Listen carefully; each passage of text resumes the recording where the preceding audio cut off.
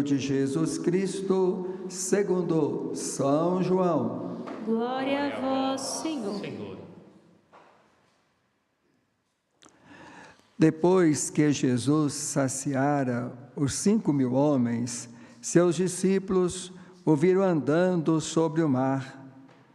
No dia seguinte, a multidão, que tinha ficado do outro lado do mar, constatou que havia só uma barca e que Jesus não tinha subido para ela com os discípulos, mas que eles tinham partido sozinhos. Entretanto, tinha chegado outras barcas de Tiberíades, perto do lugar onde tinham comido o pão, depois de o Senhor ter dado graças. Quando a multidão viu que Jesus não estava ali, nem os seus discípulos, subiram às barcas e foram à procura de Jesus em Cafarnaum. Quando o encontraram no outro lado do mar, perguntaram-lhe: Rabi, quando chegastes aqui?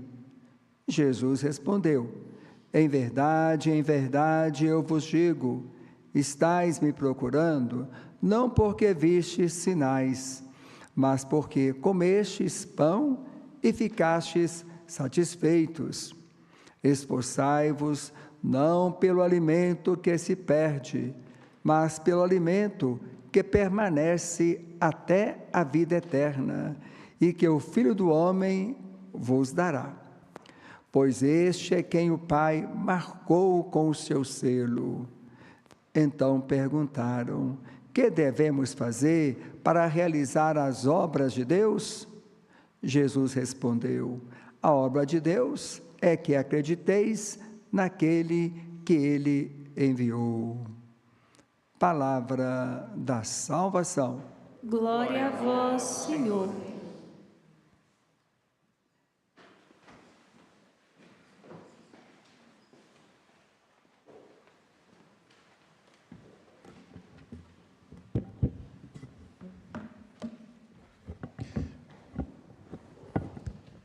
Ressoa na igreja desde aquela noite imemorial em que o Senhor venceu a morte, dando à nossa vida um horizonte decisivo, a alegria deste fato novo, de que o Senhor ressuscitou e constituiu os que Ele escolheu, os que Ele quis, como testemunhas suas, não da ressurreição, já que a única testemunha da ressurreição foi a noite, mas testemunhas do ressuscitado.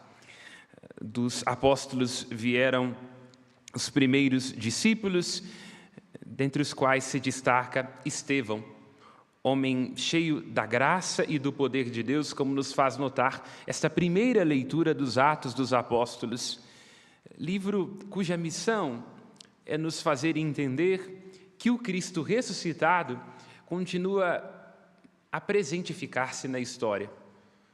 Isto é, o acontecimento Jesus, qual seja a força da sua ressurreição e do seu mistério pascal, continua a prolongar-se lá onde se encontra um discípulo de nosso Senhor Jesus Cristo. Atos dos Apóstolos, o início da igreja, que deve ecoar a ressurreição, e também para nós, um paradigma. Portanto, uma espécie de modelo daquilo que cada um de nós deve ser, um outro Cristo e um mesmo Cristo. Nós, em nossa vida, em nossos desafios diários, nos nossos avessos, inclusive, lá onde a gente tem que morrer, não é? No cuidado dos nossos filhos e dos nossos netos, na dificuldade diária, nas contradições, às vezes até numa enfermidade, vai se realizando em nós uma obra da Páscoa.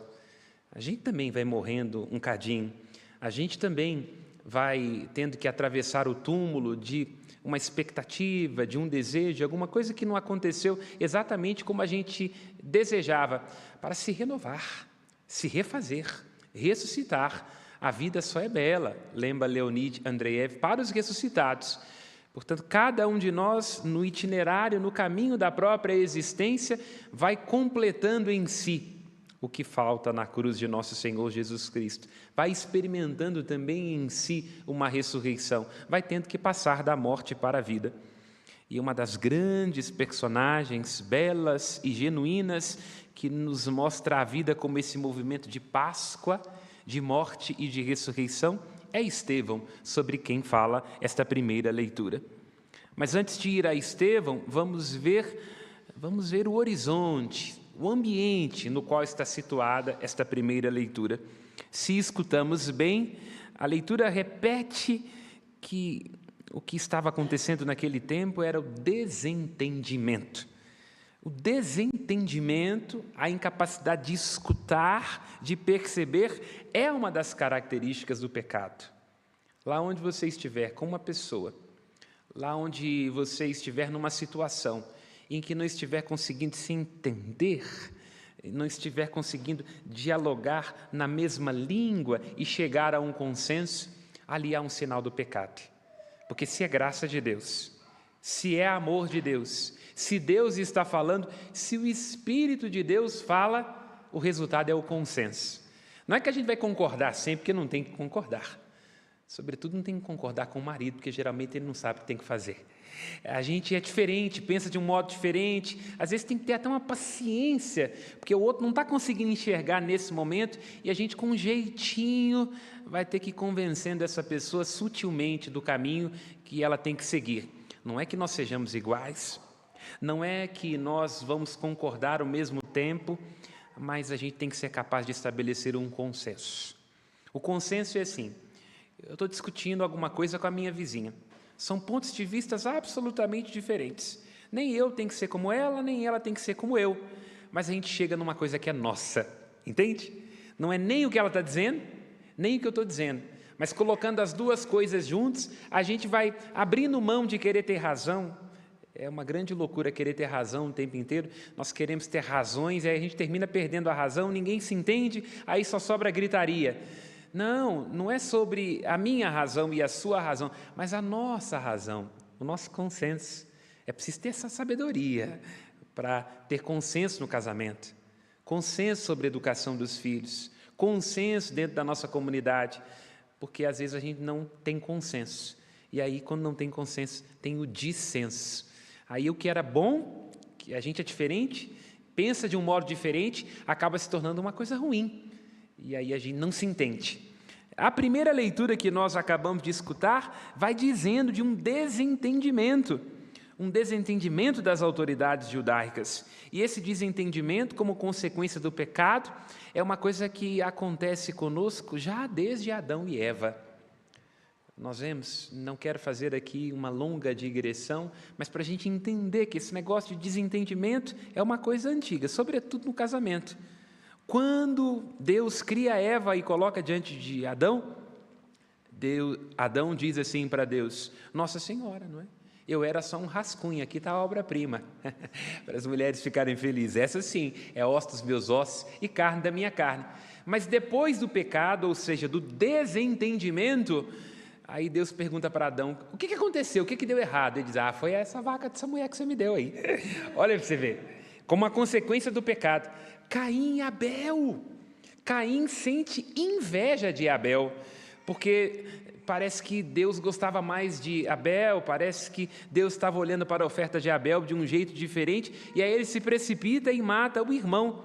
E isso chega a uma máxima expressão, o desentendimento na Torre de Babel, onde os homens, muito cheios de si, muitos ensurdecidos pela própria visão das coisas, constroem uma torre querendo chegar ao céu. E aí há um desentendimento e Babel desmorona. Então perceba, a Bíblia, do início ao fim, vai nos ajudando a perceber que o pecado tem a ver com desentendimento, com a incapacidade de escutar e de perceber o outro. E aí nós vemos também no Evangelho, antes de aprofundarmos na primeira leitura, o povo, a multidão, está para lá e para cá, numa marcha de insensatez, não consegue compreender. Tanto que Jesus diz: olha, vocês estão sendo guiados pelo estômago, vocês estão sendo confundidos, vocês não estão aqui porque vocês viram sinais, porque vocês me entenderam, mas estão aqui porque a barriga está cheia. É tipo genro, não é? vem no fim de semana em casa, não é porque gosta da sogra, mas é porque vai dar prejuízo. Jesus diz assim, se é assim eu não quero.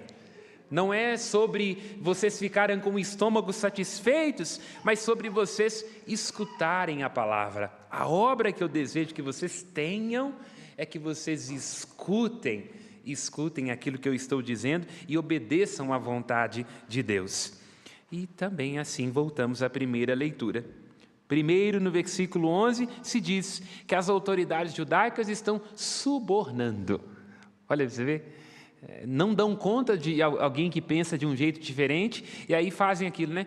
Para citar aqui o nosso Sérgio Buarque, né? Vão dando um jeitinho brasileiro, né? Nós somos o país do jeitinho. Aí vão subornando. E aí depois do suborno passam assim, ouvi falar. Você tome sempre muito cuidado com alguém que diz que ouviu alguém falar alguma coisa. Toma muito cuidado. Porque se ouviu falar, significa que não tem garantia. E eu tenho uma máxima na minha vida, que aprendi há muito tempo, é uma máxima dos clássicos. Acredite sempre em metade do que você vê e em nada do que você ouve. Porque as pessoas mentem, né? Então esse negócio de ouvir falar, alguém me disse, quem foi que disse? Aí a pessoa pode se desdizer. E aí termina dizendo, nós ouvimos falar. Ouviram falar nada, colocaram as suas mentiras, ou seja, preencheram com as suas mentiras, com os seus desentendimentos, aquilo que não estava na boca de Estevão. Olha, toda palavra que nós dizemos, ela é sempre equívoca. É um conceito filosófico, mas você vai entender. Às vezes a gente está com uma pessoa numa discussão, e aí a pessoa fica exaltada, diz, não é isso que eu quis dizer, não.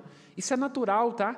Às vezes é muito difícil, a gente que mexe no WhatsApp, a pessoa escreveu uma coisa ali, a gente tá meio, né, vai juntando a idade, não está conseguindo ler muito bem, acha que a pessoa diz uma coisa, aí quando ela estiver na nossa casa, vai dizer, não é isso que eu quis dizer. Então, a gente tem que estar sempre aberto para ver o que é que a pessoa está querendo dizer, que pode ser que a gente esteja interpretando mal. O que o outro quer dizer realmente? Será que eu estou lendo bem? Será que eu estou percebendo bem? Porque a nossa palavra, ela é sempre equívoca. Quando nós não estamos diante de pessoas que são mal intencionadas. Aí estas pessoas, como nós acabamos de cantar aqui, a Alessandra nos ajudou a cantar, pessoas que não entendem que a palavra não foi feita para dividir ninguém. Mas tem gente que tem palavra de divisão. Sempre tem alguém assim na família. É um cunhado, é uma cunhada, é uma pessoa lá no nosso bairro, é alguém na nossa igreja, que tem uma palavra que divide. Não, nossa palavra não tem que dividir, ela tem que unir. E aí um grande segredo para a nossa existência, para que a gente entenda que a palavra não é para dividir. O ideal seria não discutir nunca, mas aí não tem jeito. Se você está casado, você tem que discutir. Né? E até é bom, né? Porque o casamento, se não tiver problema, não dá certo, né? Tem um amigo meu que ele conta uma história de uns amigos nossos da época do ensino médio. Eu não vou citar aqui, porque senão eu vou preso, né? E vou ter problema com os meus amigos. Aí quem vai me receber quando eu estiver de férias? Uma amiga nossa terminou o relacionamento, né? E depois de uma mudança de vida e tudo, e aí quando o cara começou a melhorar e terminou o relacionamento, eu perguntei, fulano, mas por que fulana terminou o relacionamento com o cara? Agora que ele estava começando a melhorar, ele fala assim, Samuel, mulher gosta de problema, parou de dar problema, ele perdeu a graça. Então, quer dizer, às vezes, se ficar melhor, você não vai nem querer, esse marido está muito bom, então eu não vou falar com você, eu vou querer arranjar outro, porque eu gosto de marido, porque marido dá problema. Então, discutir é inevitável, mas é preciso discutir sem brigar. E se houver uma briga, brigar sem desconfiar e desconfiar sem difamar. Então é isso, o ideal seria não discutir, mas se não tiver jeito, discuta sem brigar, ou seja, discuta sem ofender, discuta sem ferir o outro. Mas aí, se for inevitável a briga, então não desconfie do outro. Dê a outro o privilégio da dúvida, pergunte se eu estou entendendo bem o que você está dizendo? É isso mesmo? Será que você não está num dia que não está bom, não? E se em algum momento você tiver a impressão de que eu tenho que desconfiar de determinada pessoa, não fala dela pelas costas, não. Fala com ela, porque senão a coisa só se torna cada vez pior. Uma lição a nós. E aí vamos a Estevão. Estevão estava cheio da graça e do poder de Deus. E aí se diz, versículo 8, que ele falava com a sabedoria e com o Espírito. Falava com sabedoria e com o Espírito. Nada pode resistir à sabedoria de Deus.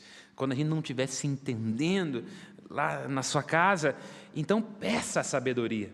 A sabedoria é um dom de Deus. Nós recebemos esse dom no dia do nosso batismo e ele é confirmado, levado à máxima potência em nós no dia da nossa crisma. É um dom que a gente tem e que a gente tem que pedir. Porque se nós não tivermos o nosso falar guiado pela sabedoria de Deus, a gente vai dizer besteira. E aí pode ter até razões, mas vai terminar pedindo a razão. Porque tem coisa que a gente até precisa dizer, mas não é para dizer agora. Tem coisa que a gente precisa dizer, é para dizer agora, mas a gente tem que pensar no como dizer, entendeu? E aí o trecho diz, desta primeira leitura, que Estevão não era alguém que falava demais, não era alguém que estava simplesmente dizendo e discutindo e brigando e desconfiando e difamando, mas alguém que falava com sabedoria. Peça a sabedoria de Deus no seu casamento. A sabedoria que partilha o trono de Deus. Ela que tudo compreende, tudo sabe. Lembra o livro da sabedoria? Ela é a arquiteta do universo. Ela vai guiar os seus passos com prudência. Porque se você deixar para dizer sem a sabedoria de Deus, você não vai bem dizer, mas vai mal dizer. E esse dizer pode ferir o coração do outro. E as consequências podem ser inevitáveis. Ninguém pode resistir à sabedoria de Deus. Porque quem é sábio é humilde. E o humilde, lembra São João da Cruz, ele vence tudo com amor. Então, com jeitinho, com sabedoria, o humilde sempre vence. A sabedoria, no livro que tem esse nome, capítulo 7, versículo 24, ela é mais ágil do que qualquer movimento.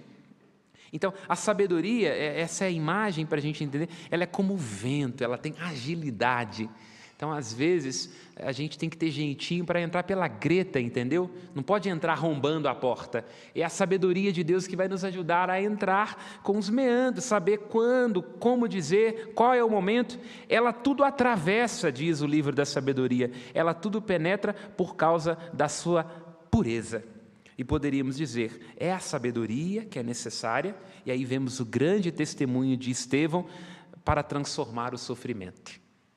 Porque sofrimentos temos tantos, martírios também os temos.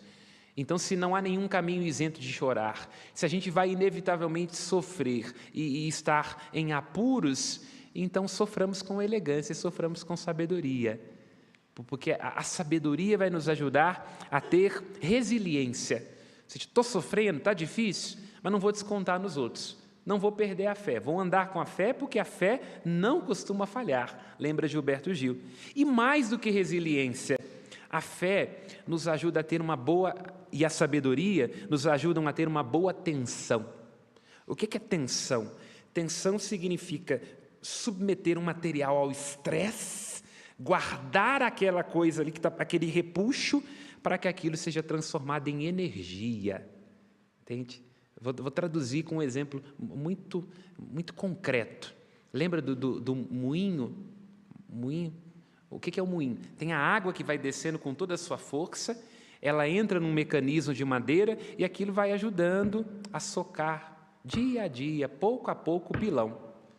Uma água descendo ladeira abaixo, sem sabedoria, é uma barragem. A água é uma coisa boa, mas se ela desce descontrolada, ela vai lavando tudo para baixo e não constrói algo de bom.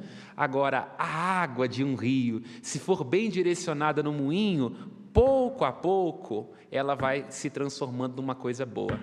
Então, Estevão estava cheio da força de Deus, da dinamis, da graça divina e também a sabedoria e o Espírito.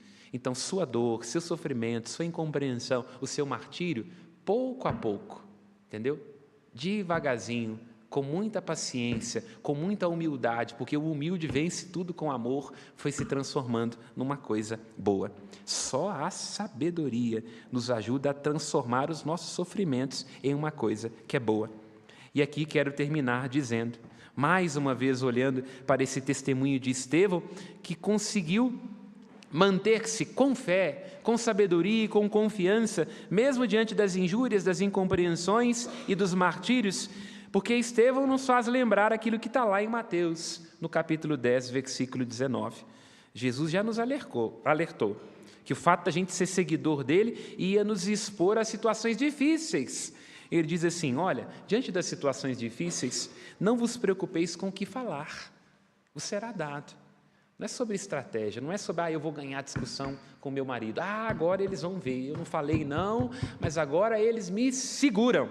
Não vos preocupeis com o que dizer, vos será dado. Não sois vós que falareis, é o Espírito do Pai que em vós há de falar. Vamos pedir, meu irmão e minha irmã, nesta Eucaristia, estamos no tempo da Páscoa, em que o Senhor nos fala ao coração, em que caminha conosco. Peça nesse momento, onde quer que você se encontre, quem está aqui presente, que o Espírito Santo te dê sabedoria para agir bem. Sabedoria para entender que toda situação que você agora experimenta, de aflição, de angústia, de perseguição e de compreensão, pode ser transformada pela força de Deus, pela graça de Deus, em algo bom. E você está experimentando a morte para si, para o homem, para a mulher velha que traz dentro de si, e renascendo segundo a graça divina. Nós suplicamos a Ti, Senhor, pela intercessão de Nossa Senhora da Piedade, enviai a vossa sabedoria, sabedoria que partilha o vosso trono, ela que convosco estava ao criardes o universo, há de guiar os nossos passos com prudência. Louvado seja nosso Senhor Jesus Cristo. Louvado. Aos céus nossas preces.